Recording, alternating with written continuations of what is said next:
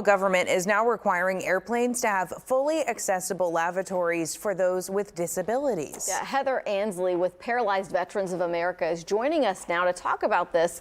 Good morning, Heather. Can you tell us exactly what these new DOT rules will do for people with disabilities? Well, good morning. This rule will mean that passengers with disabilities will be able to address their basic bodily needs in flight with dignity. Today, passengers with disabilities have to dehydrate themselves. They have to fast for sometimes up to a day, which can be harmful. They may even soil themselves during the flight because they don't have access to a lavatory. So in the future, larger single-aisle aircraft will be required to have a fully accessible lavatory. And Paralyzed Veterans of America has been working on this for decades. We are very pleased that we are finally at this point, but there is still more work that needs to be done. Why was this needed so badly for veterans? It sounds like this is actually something for all people with disabilities that everybody would be able to benefit from. That's correct. Paralyzed veterans and disabled veterans are a part of the broader disability community. And this is something that many people with disabilities, including those who may need assistance in the lavatory, those who might use a service animal, members of the aging community, children with disabilities.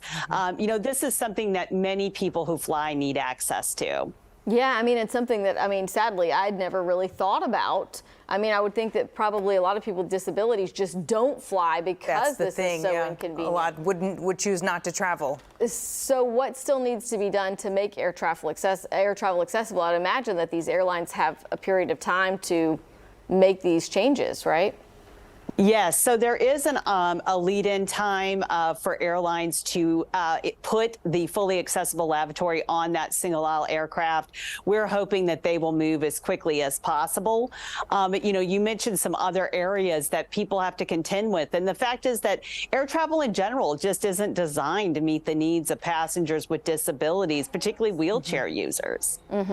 Yeah. So when is the deadline? Do they have a deadline for when this should be enacted?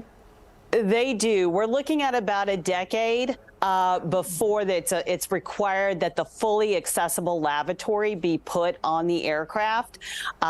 There are some accessibility features that airlines will need to implement more quickly. But again, we're hoping that airlines will take the opportunity now that they know what the requirements are going to be for that lavatory. We don't see any need to delay any longer than is necessary. So we hope that airlines will, if they can move more quickly, we call them to do that and not wait until that deadline kicks in. Yeah, certainly have plenty of notice if a decade is your deadline, but that's all really good information, probably very much needed by this point. Heather Ansley with Paralyzed Veterans of America, thank you so much for your insight and thank you for joining us this morning. Thank you for having me.